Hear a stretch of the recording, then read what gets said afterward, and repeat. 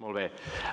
Presento breument el Francesc Marc Álvaro, que molts jo diria que tots el coneixeu prou bé.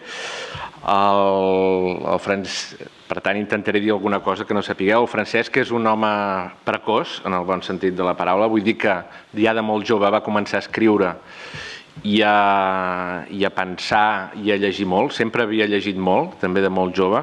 Jo vaig conèixer quan devíem tenir 18 o 19 anys, i érem a diaris i setmanaris contraris, de comarques limítrofes, i cada un començava.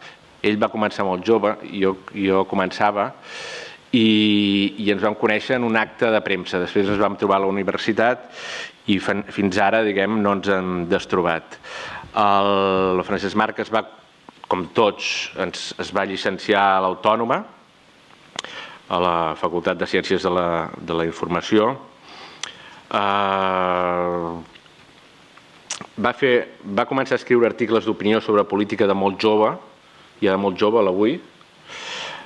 Després ha col·laborat a moltíssims llocs, hem coincidit en alguns llocs. És Premi Nacional de Periodisme, i pel que fa al que ha publicat una colla de llibres, jo voldria destacar, abans del llibre que ha escrit sobre la memòria, volia destacar un que ell sap que m'agrada especialment, que és Els assassins de Franco, del 2005, i també volia destacar un llibre reportatge sobre la gènesi, diguem-ne, o sobre la successió del president Pujol, que es diu Ara sí que toca Jordi Pujol, el pujolisme i els successors. Ell ha fet la tesina sobre la qüestió de la memòria col·lectiva, la memòria compartida, i està treballant a la tesi sobre la mateixa qüestió.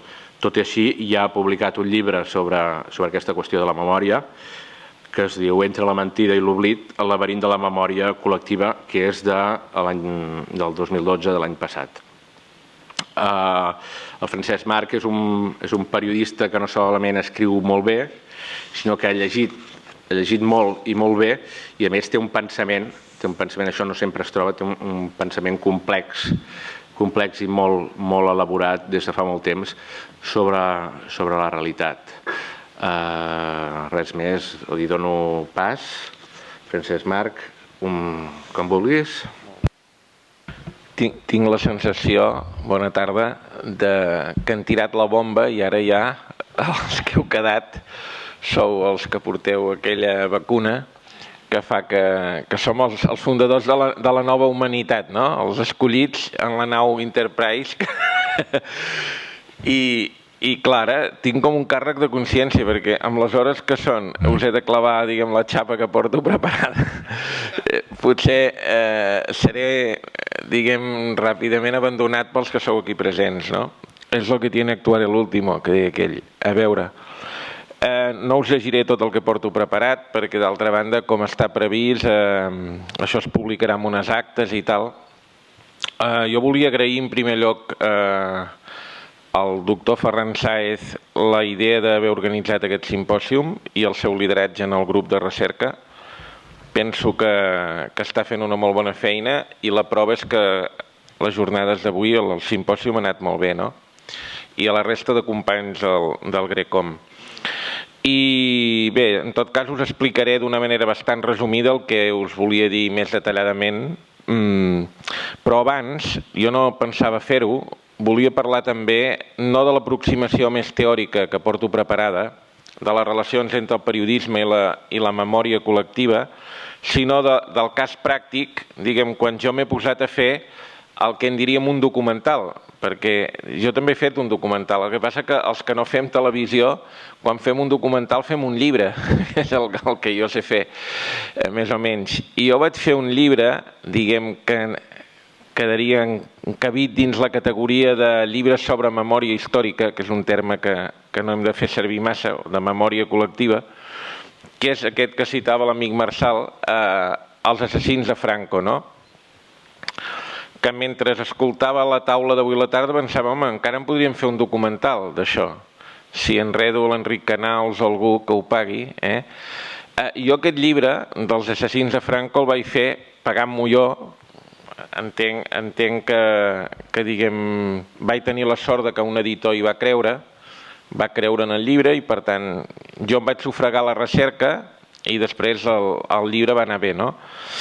Però quan jo parlo d'això en un sentit pràctic, no teòric, i em pregunto per què vaig fer aquest llibre, és perquè m'interessava la veritat. Com que no comparteixo el paradigma postmodern de que no hi ha una veritat, sinó que crec que sí que hi ha alguna veritat que podem saber, doncs vaig intentar fer-me preguntes sobre la veritat de la transició. És veritat que la història té abordatges diferents, té interpretacions diferents, té escoles diferents, però hi ha un nucli de veritat del fet, i això ho sabem els periodistes i els historiadors, que no es pot distorsionar. És allò que dèiem aquest dematí, de que no definir en Franco com un dictador és mentir. Aquest és un nucli de veritat. Aquest punt de veritat és indiscutible. Hauria de ser indiscutible que Franco és un dictador. Per un postmodern aquesta qüestió deu ser rellevant. Jo, com que no soc postmodern, crec que tot fet periodístic, tot fet històric té un punt de veritat que no pot ser discutida. I això es pot dir que Franco era un dictador, que van existir els camps d'extermini, que els nord-americans van tirar la bomba de Hiroshima i Nagasaki, o que Adolfo Suárez va ser el president del primer govern després de la dictadura. Això són qüestions que no es poden discutir, perquè són axiomàtiques i són provades. Jo volia, en els assassins de Franco, fer un llibre on, a més d'abocar la meva interpretació d'un període difícil, que és la transició, hi haguessin alguns elements de veritat. Perquè el que m'interessa, ha sortit la paraula abans una mica, és la complexitat. La memòria que se'n diu políticament històrica o periodísticament històrica, la memòria col·lectiva, és complexa. I la meva experiència, ara ho dic perquè venim de la taula anterior, és que investigar la memòria recent és molt difícil, com diria l'Eduardo, és incòmode, perquè en el meu cas, en el llibre aquest sobre els assassins de Franco, hi van haver, reaccions també, difícils, de gent que no va entendre que, com diu Todorov, cal fer una recerca sobre els dolents, però també sobre els bons, i que és més difícil a vegades investigar el que van fer els bons que el que van fer els dolents.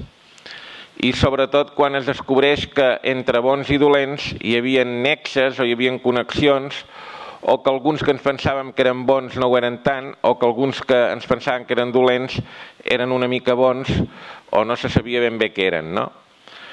Dic això perquè ara us parlaré una mica des de fora, amb el barret de l'acadèmia, però jo també he estat i intento ser un pràctic d'aquestes coses i per tant la meva experiència amb el meu documental, que és un llibre que es diu Els assassins de Franco, és una experiència interessant però que també em va donar molta informació sobre el tipus de recepció i de país que tenim i la dificultat que hi ha de tocar certs temes encara.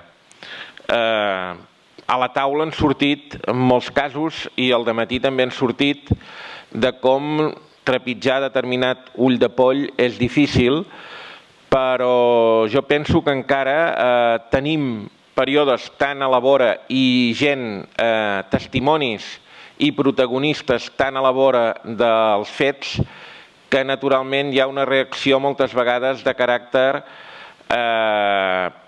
visceral o estomacal sobre el que investiguem, no? Es parlava fa una estona de la Guerra Civil i és molt polèmic, però la transició encara és més polèmica perquè la transició encara té molts protagonistes vius i la transició és un tipus de període històric en el que la quantitat de secret és molt alta i la quantitat, d'àrees opaques, o per fer servir la metàfora de l'Enric Canals, la transició és gairebé sovint tot un típex, un full de típex només amb un marge que diu pàgina 2, tot és típex. És així. O per parlar d'un moment interessant de la transició, que és el cop d'estat del 23F. Allà els bidons de Típex i Ben els compren a Finlàndia, no? Si es fabriquen allà.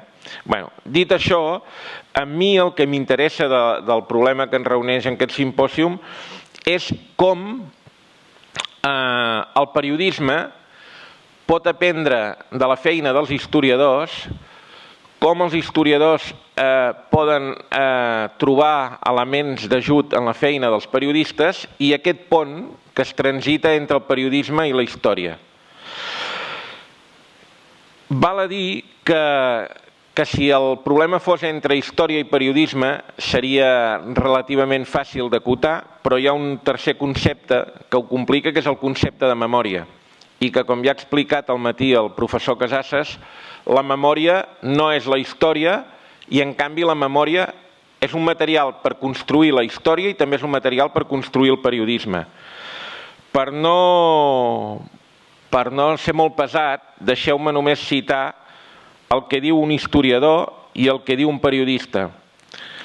El gran historiador Ernst Bloch va escriure que ja ha passat en el present. Ja ha passat en el present. Crec que això és molt obvi, no? I a la vegada el gran reporter Ryszard Kapuscinski va dir que res d'allò ja ha esdevingut, és un passat definitivament tancat. El passat dura en el present i participa en la formació del futur. Un periodista, un historiador es troben. Sobre les relacions entre història i memòria, per mi hi ha diguem, dos referents teòrics, que us resumeixo.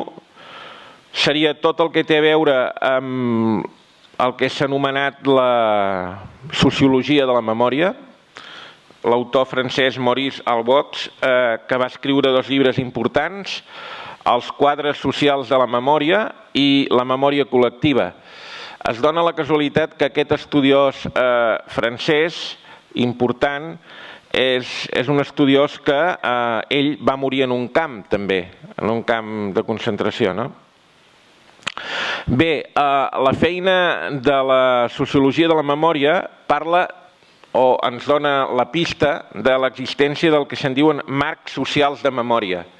I aquesta idea dels marcs socials és interessant perquè ens ajuda a entendre que, en definitiva, la memòria és una construcció interessant, una construcció cultural, i aquesta construcció cultural el que té a veure és amb la família, amb la religió, amb la classe social, amb la nacionalitat, amb la identitat.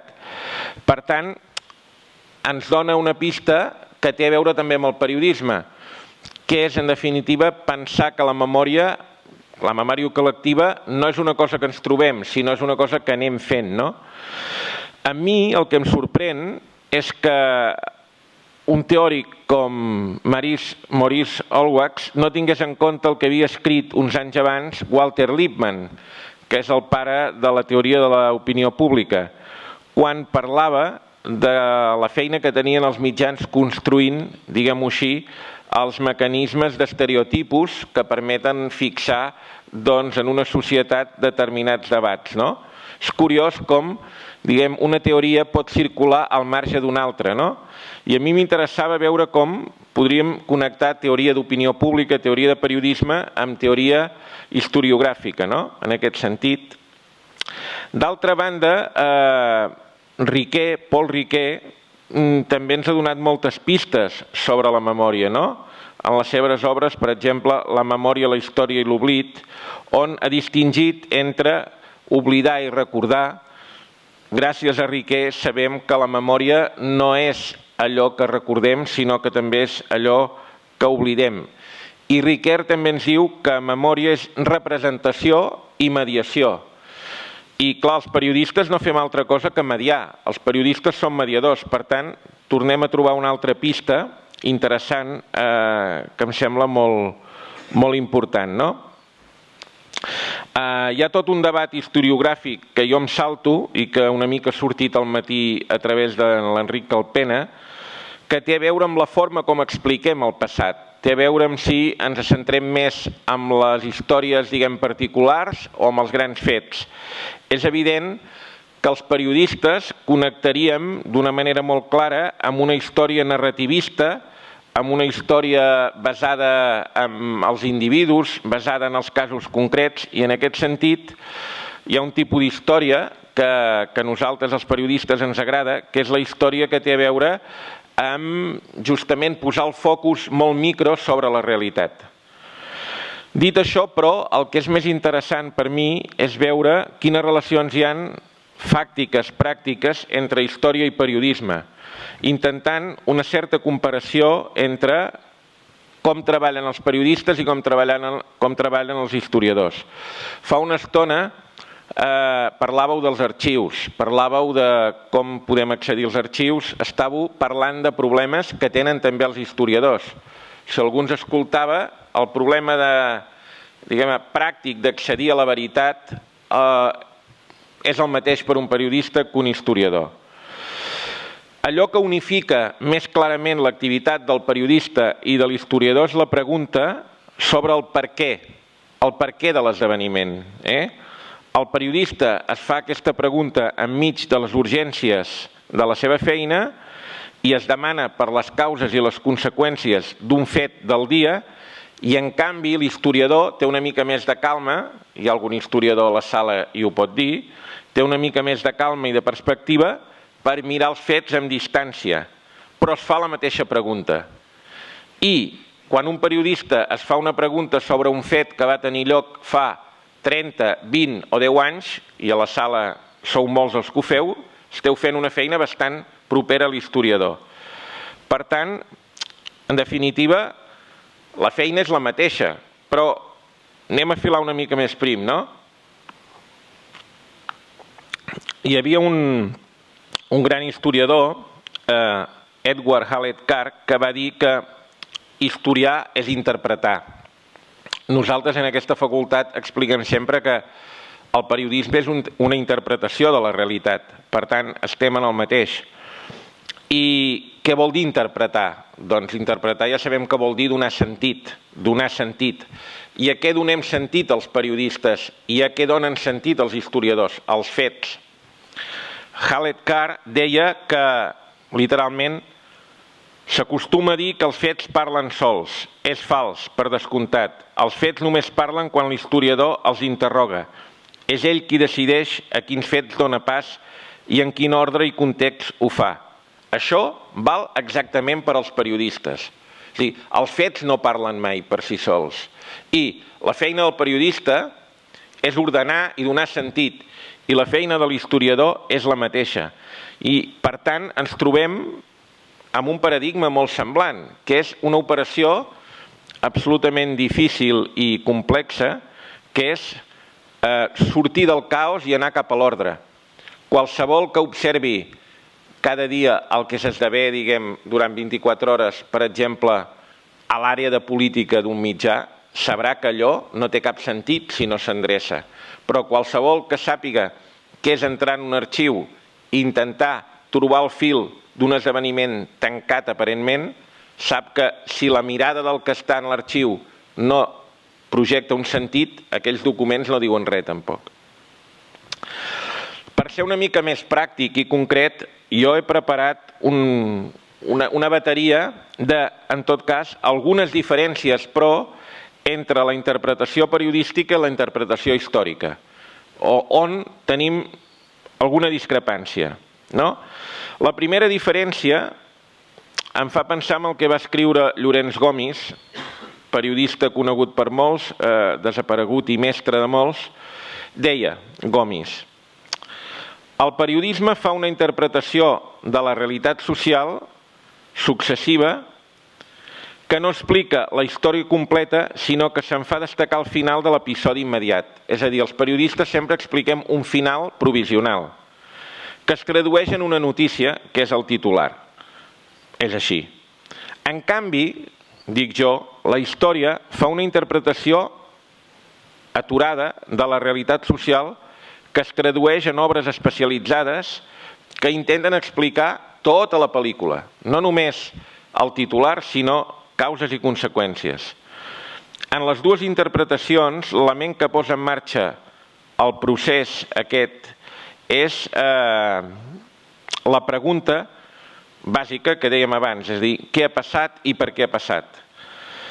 Però, per dir-ho també d'una altra manera, el periodista és sempre una persona una figura que viu en la provisionalitat i en canvi l'historiador viu aparentment davant de realitats que estan clausurades i això dona evidentment un abordatge diferent del problema.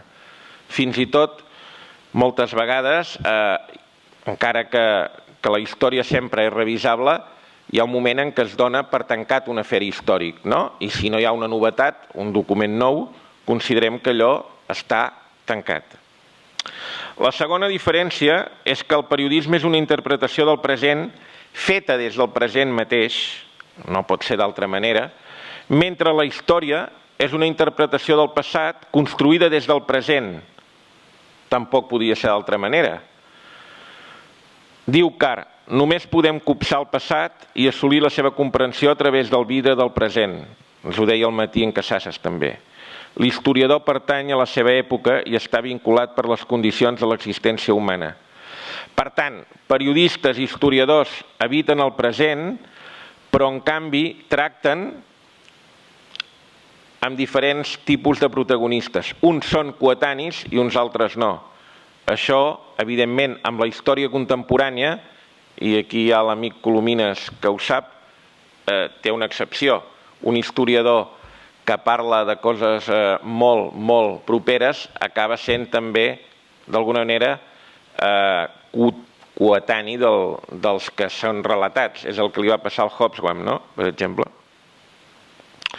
Els historiadors contemporanis estudien fenòmens, moviments i personatges que limiten amb el present més calent o que hi penetren com una falca i els periodistes, en canvi, més vegades allò que sembla, van a parar en el passat, vosaltres en sou la prova, ja sigui per donar sentit a un esdeveniment d'ara o per portar cap a l'actualitat un esdeveniment que en teoria forma part de la història, que això és una feina molt important del periodisme que consisteix en actualitzar el passat, és a dir, en convertir en actualitat coses que aparentment estaven clausurades. Claríssim, no? Reportatges de televisió, reportatges de diari, tenen una funció importantíssima que és reobrir, retornar, actualitzar el que formava part del pretèrit. La tercera diferència és que el periodisme és una interpretació de la realitat social produïda amb urgència i realitzada sota imperatius de temps i espai limitats, a càrrecs d'empleats assalariats generalment anònims, en un circuit industrial i comercial, etc., mentre la història, el treball acadèmic de la història, és una interpretació de la realitat social elaborada sense pressa, des d'institucions acadèmiques o similars, majoritàriament a càrrec d'experts dedicats a la recerca i a la docència, que acaben produint uns materials que són llibres i revistes científiques i que corren per circuits i canals minoritaris per definició. També hi ha, per tant, una diferència de temps de producció del discurs i de recepció del discurs. Els periodistes parlen a molts i els historiadors a pocs. I la quarta diferència, malgrat que el periodisme com la història són interpretacions provisionals per naturalesa i es poden corregir, quan parlem de la premsa, de la ràdio o la televisió, és evident que aquesta provisionalitat és més alta i, per tant, que està sotmesa a més error i, d'altra banda, està sotmesa a més polèmica i a més controvèrsia, perquè és molt més, podríem dir, feble i molt més discutible. Això és evident. El concepte mateix d'esdeveniment no té la mateixa definició per un periodista que per un historiador. Per un historiador, allò important és la sèrie dels fets, és a dir, la cadena dels fets, mentre el periodista sempre busca el fet únic. Per entendre'ns, un historiador necessita tallar el magma del temps amb una cadena molt llarga, agafar una part molt llarga de seqüència, i un periodista talla sempre un fragment, una llesca molt curta. Això també és important perquè indica d'alguna manera els límits de cada feina i sobretot el límit de la feina periodística. La prova és que quan el periodista vol fer una altra cosa ha de fer coses excepcionals com sèries documentals o sèries en un diari, etc etc, que de fet acaben sent llibres o acaben sent produccions audiovisuals llargues, no?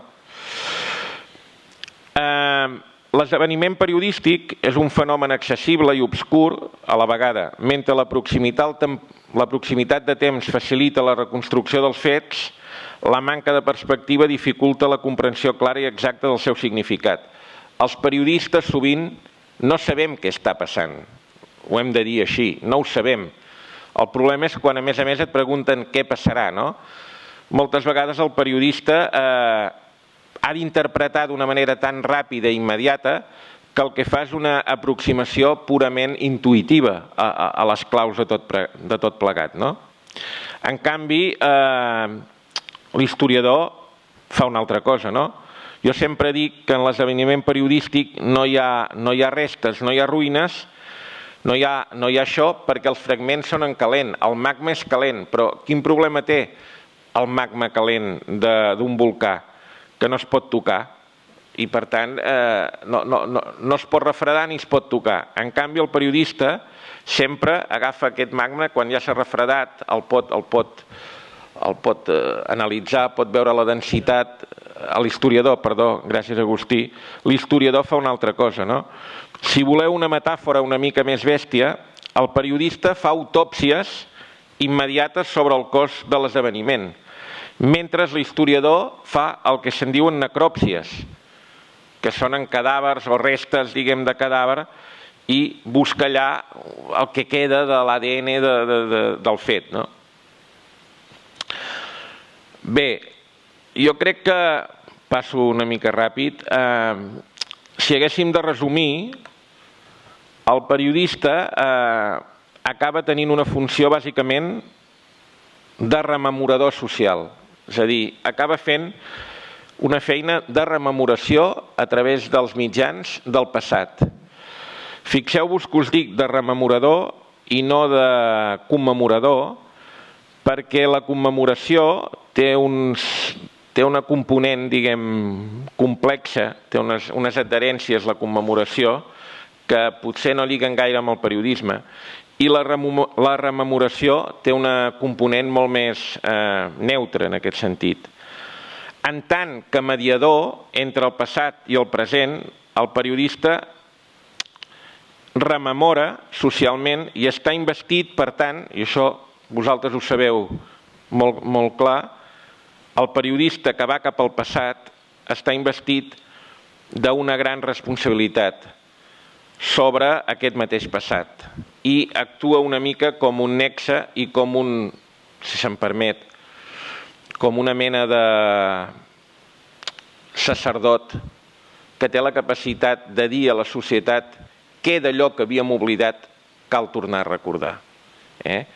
Quan us escoltava tots vosaltres, a la Montse, a l'Eduardo, a l'Enric, pensava, vosaltres feu una feina per un imperatiu professional que té també, evidentment, una dimensió cívica i que té una dimensió de caràcter moral, no? I això és evident, no? Per mi, el problema del periodista i de l'historiador sempre és el mateix, que és, al final, sotmetre els materials que obté a la prova de la veritat. A la prova de la veritat. Per al commemorador, a vegades això és un impossible, perquè moltes vegades la prova d'aquest retorn al passat no hi és.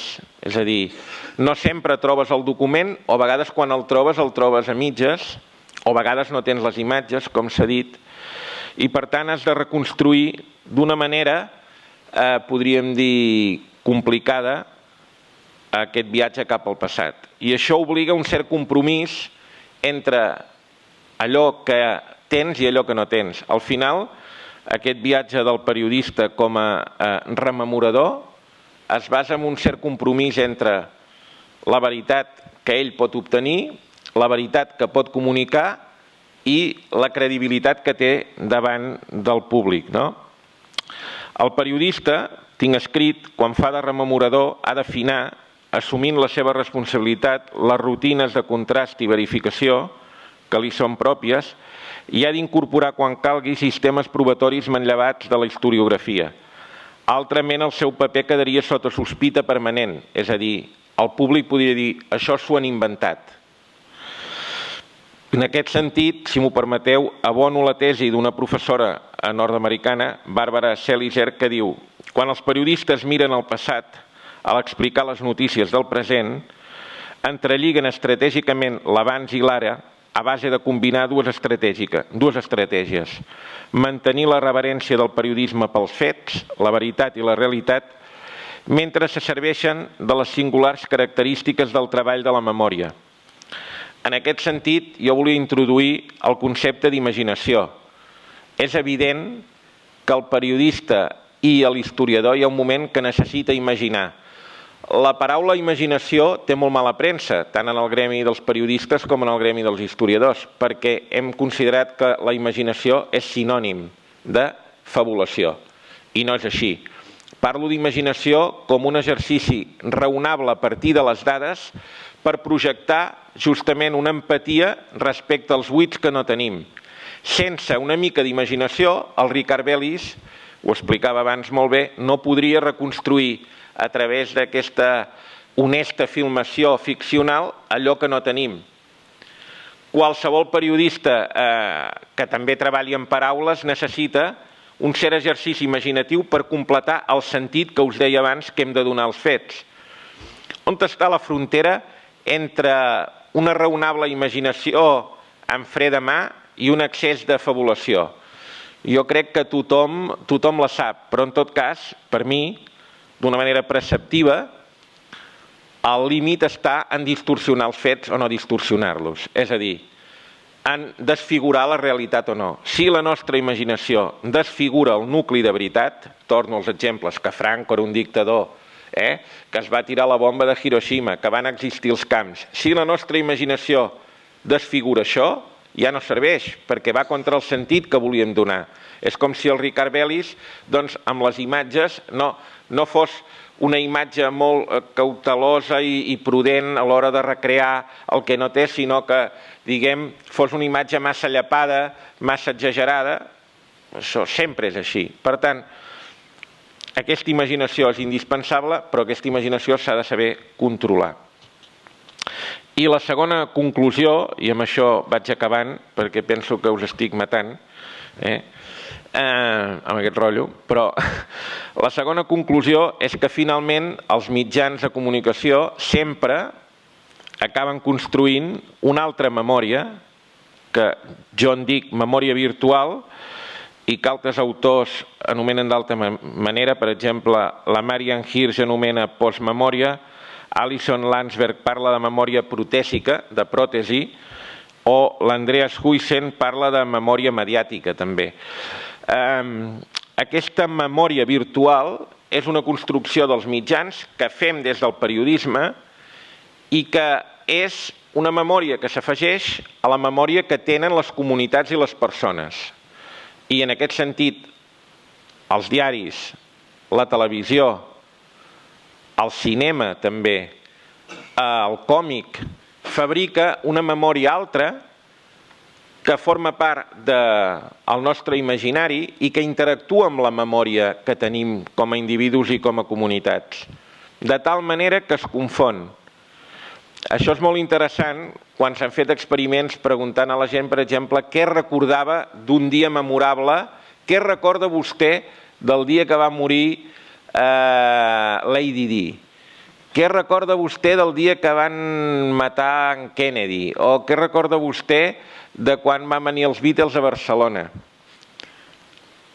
Recordem allò que creiem recordar, que no sempre és allò que hem viscut. És a dir, i si no ho hem viscut, ja no és memòria ni personal, és una memòria vicarial i per tant és una memòria afegida, mediàtica, però la barregem fins al punt que a vegades en aquestes enquestes diu jo no sé exactament si era o no hi era, perquè al final ho he vist en tant cinema, ho he vist aquí, doncs dic que sí, perquè ho recordo, no sé. Això això és un fenomen nou degut al periodisme i a la cultura de masses que sí que ens separa de la generació dels nostres pares i els nostres avis, que tenien la memòria personal i la memòria col·lectiva, però aquesta memòria, diguem, virtual o afegida no la tenien perquè les màquines de crear imaginari hi eren, però eren molt més modestes i no tenien un impacte tan gran.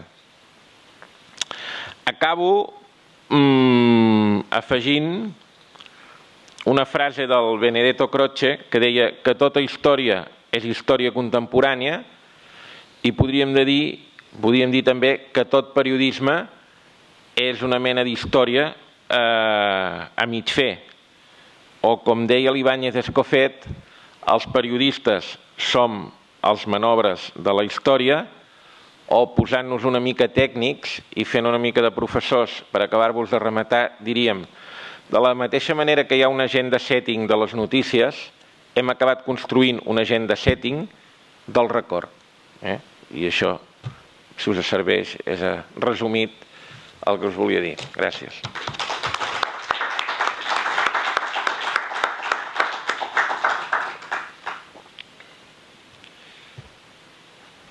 Encara són vius, ara, pobres. Sí, i fins i tot seran capaços de fer alguna pregunta i comentari. L'Agustí... Em sento com el Franco quan li fotien el peix, perquè sé que el Ferran Saez us ha obligat a quedar-vos, diu, si no us afusella. No, jo ho hem seguit amb atenció. Sí, s'han dit moltes coses.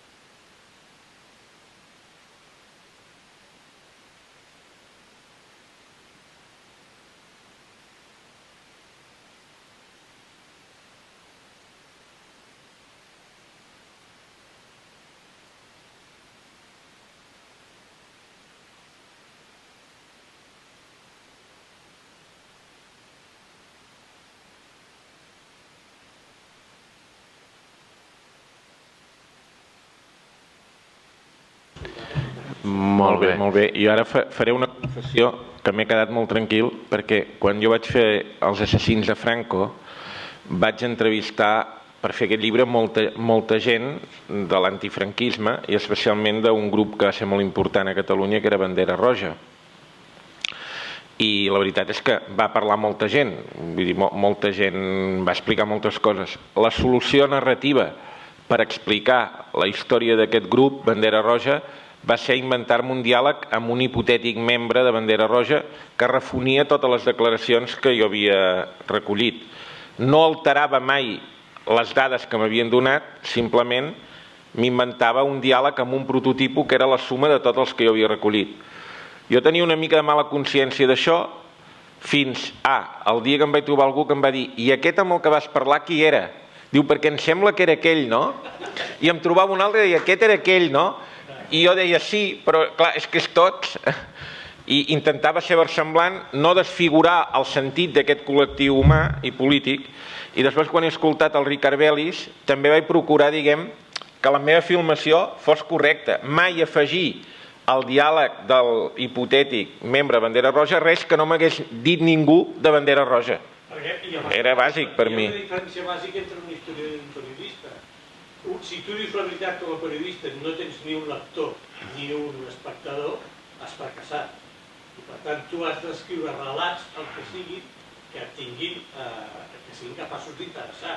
I si per interessar has de fer una veritat versemblant, això s'ha de fer-ho, perquè si no estàs incomplint un dels... Sense desfigurar, Sense desfigurar. Però saps allò de dir, de què serveix un esclat de gent i la cinquena ratlla si el lector t'ha abandonat la primera? Agustí, no em puc resistir. Hi ha una entrevista del Hitler, del Chamar, que tu has citat com a autoritat, i el Pla, que em sembla que és més falsa que en Duro Savillano. Jo crec que l'entrevista es va fer, que no el van entendre per el Hi ha un debat com sobre la foto del Capa. No sé qui hi havia primer, el Ferran.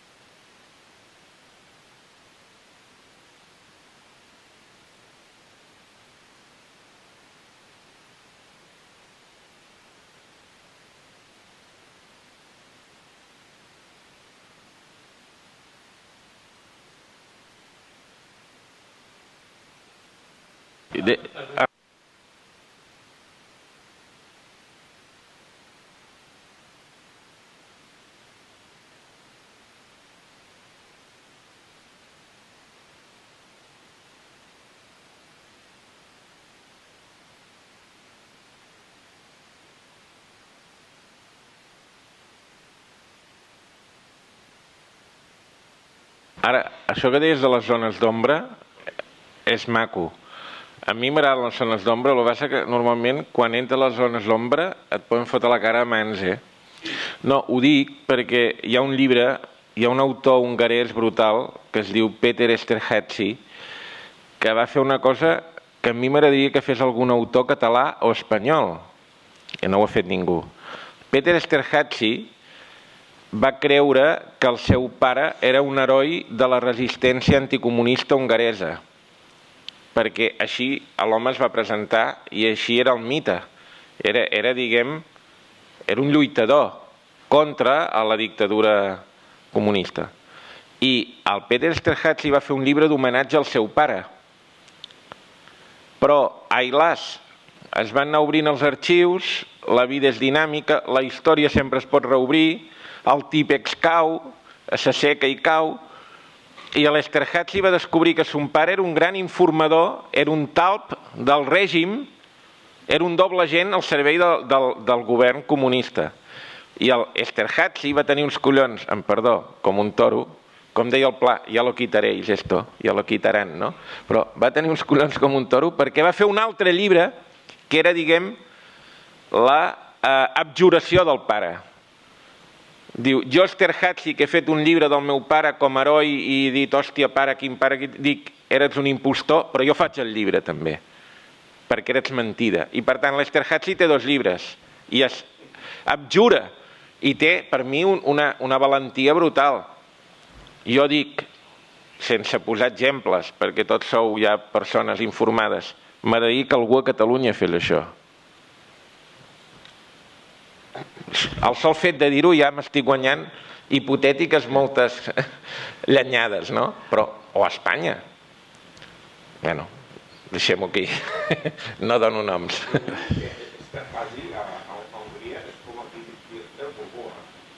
Correcte. Alfons.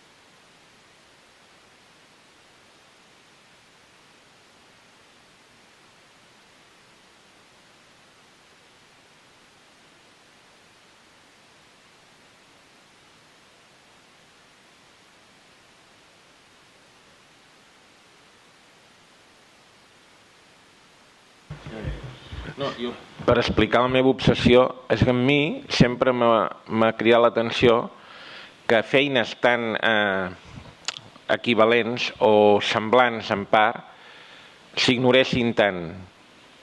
I de fet la meva obsessió acadèmica ve d'intentar posar en relació 2 disciplines que s'ignoren. Els historiadors pensen que els periodistes som uns fi, una mena de firaires dels fets, que anem venent trossos de fet per les barraques i que, bueno, deixa'ls estar. Som una mica els firaires o els drapaires de l'esdeveniment. I el periodista a vegades pot pensar que l'historiador és una mena d'ànima que arriba dalt del pedestal i quan ja tot ha passat, bueno, ara ja està tot net, m'han tret les espines, bueno, a veure, què hi ha? Vale, nois, hi havia això. Ni una cosa ni l'altra. M'interessava, potser per converses que he tingut amb historiadors, veure com podíem inspirar-nos uns i altres perquè ens trobàvem en una àrea que era la mateixa, que és la història del present. És a dir, al final, l'arxiu on va l'Eduardo, la Montse o l'Enric, hi van historiadors també. I al final busquen el mateix. Això té una solució de gènere diferent, sí, però no, perquè al final també hem fet llibres, alguns d'ells. Vull dir, un llibre diferent d'un historiador, no, hi ha historiadors que escriuen molt com un periodista.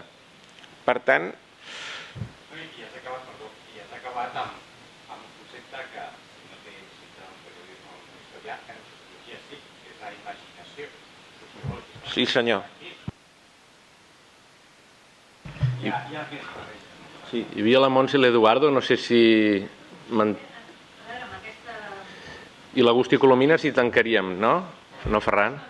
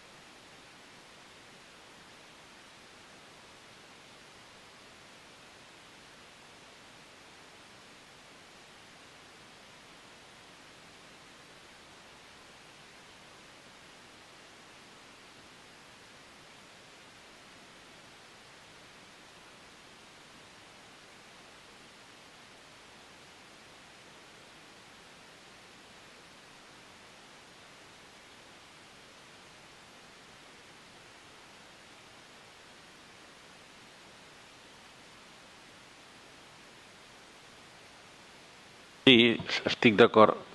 De tota manera, jo m'imagino això, que estic d'acord, però l'objecte és mòbil. També, moltes vegades, depèn de...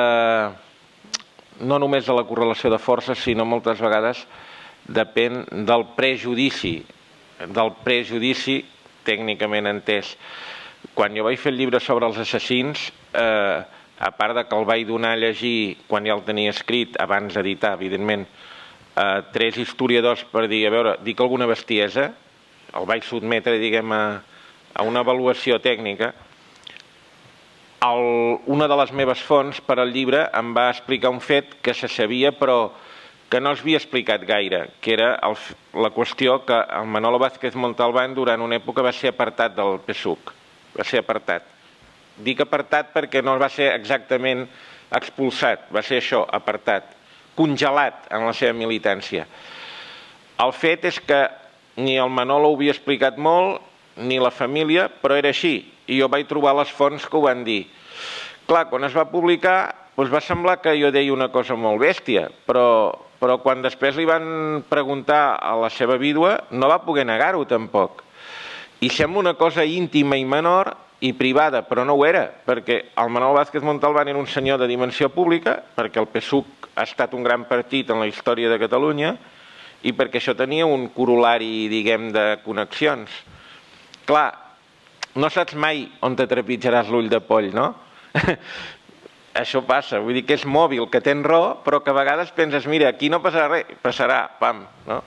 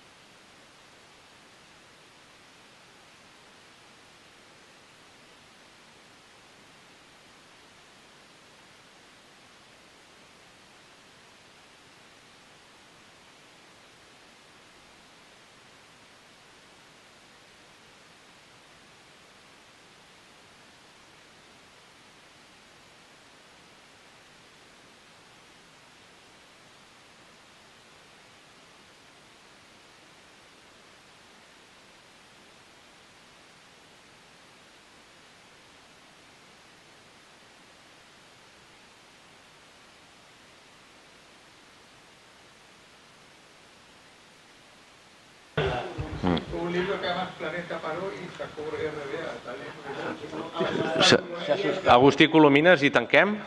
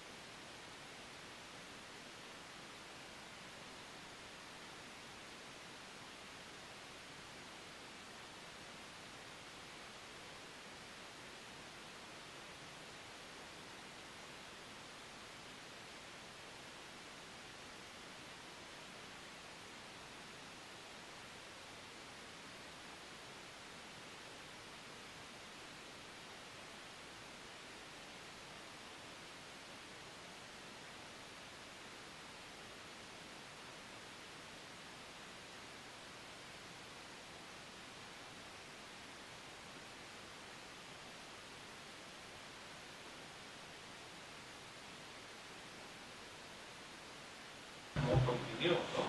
Al damunt dels fets històrics. Bé, això m'ha vingut arran del que estava dient ara. No? La cosa que volia dir era això aquesta obsessió que tens de tancar, no? del periodisme històric. No? Vivim en una illa, aquesta d'aquí, que és com la London School of Economics, saps? No sé si un has mai a Londres. La London School of Economics pots passar d'una facultat a l'altra amb una tranquil·litat que és fàntica. Hi ha passadissos, però aquí no n'hi ha de passadissos. No?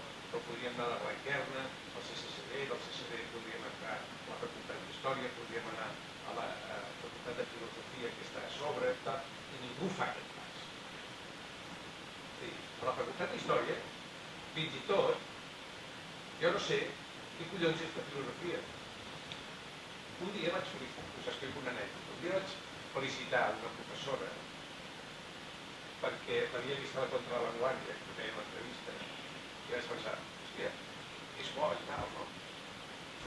Sabeu què va passar? Va sucar de matí per davant del seu despatx, perquè per entrar al meu haig de passar per davant del seu i no tenia ni puta idea de què estava. Això és el més habitual en el món acadèmic, no? No hi ha interdisciplinaritat, l'aboquem però no la fem, etc. No? Res, no fem res de tot això, no? Què és el que ens passa en la relació amb el periodisme? Que tothom recela del periodisme perquè la gran majoria de la gent pensa que els periodistes són uns ignorants, no? I els periodistes perquè recelen dels historiadors? Perquè són una cataplastes. Són individus que no poden aguantar, no? És a dir, està tot el que cap. Però quin és el problema? En el fons acabem tenint uns i els altres. Que l'historiador és incapaç d'admetre que el món del passat és tan complex com el món del present del periodista ja veu d'entrada que és complex. I intentem buscar una solució lineal al problema del passat. I això és el que no existeix. Vaig escriure una pagaire en relació a l'informe del Comitè Assessor de la Transició Nacional. Tots aquells politicòlegs que hi ha allà, tots ens expliquen una complexitat per la solució del problema nacional, pam, pim, pum, que si aquí, que si allà. Tot això, I llavors, quan parlen de la història, resulta que la història és lineal, és a dir,